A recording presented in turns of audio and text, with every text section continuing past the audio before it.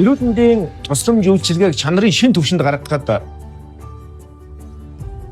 эрүүл мэндийн мэрэгчлэн маань өөрөө зөвхөн мэдлэгтэй чадвартай шинжлэх ухааны болон технологийн бусад дэвшилтэд ололтуудыг мэддэг, ашигладаг, хөгжүүлдэг байхаас гадна өнөөдрийн нийгэм биднээс нэг зүйлийг шаардж байна. Энэ юу вэ гэвэл бид үйлчлүүлэгчийн сэтгэл зүйн байдлыг ойлгодог.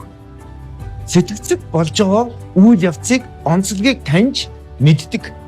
Түн хаарсан тусламж үйлчилгээг үзүүлж чаддаг байхыг шаардж байна.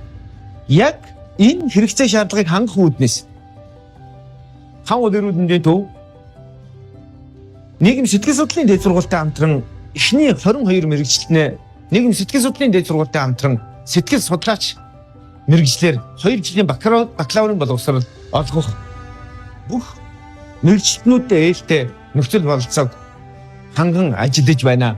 Бид эхний 22 мэрэгчлэн маань 10 совилогч, 5 эмч, бусад мэрэгчлэнүүд байна. Эндээс бид юу хүлээж байгаа вэ гэвэл хамгийн нэгдүгээр совилогч сэтгэл судлаач, эмч, сэтгэл зүйч, бусад мэрэгчлэнүүд маань сэтгэл зүйн сэтгэл судлаачийн мэрэгжлийн энэ болсноороо нэгдүгээр манай мэрэгчлэнүүдийн үн цэн өсөж байгаа. Энийгээ дагаад үнэлэмж нь өсөж байгаа. Хоёрт нь байгууллагын соёл өөрөө бүрэлдэн бий бол бидний эмнэлгийн мэрэгчлэлтний ёс зүй харилцаа хандлагын тухай ярьдаг асуудал бүрэн шийдэгдэх боломжтой болж байгаа. Хамгийн чухал зүйл бол бид нар яаж эмнэлгийн тусламж үйлчилгээг оновчтой, түргэн шуурхай, жиг чанартай өргөх вэ гэдэг асуудал шийдэгдэх үндсэн боломж бий болж байгаа.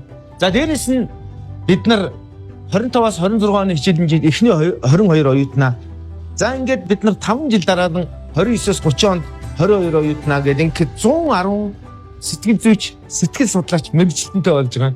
Ингээд 2025-аас 2030 онд бол манай хам улс дүүргийн эрүүл мэндийн төвийн нийт мэрэгчлэнүүдийн хад буюу түүнээс илүү хувь нь мэрэгжлийн сэтгэл зүйч, сэтгэл судлаач болох боломж нь бүрдэж байгаа.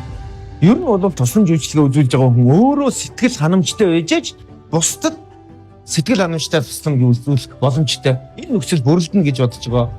Бид хичээн ажиллаж байна. Монгол хүн бүр эрүүл байх болтугай.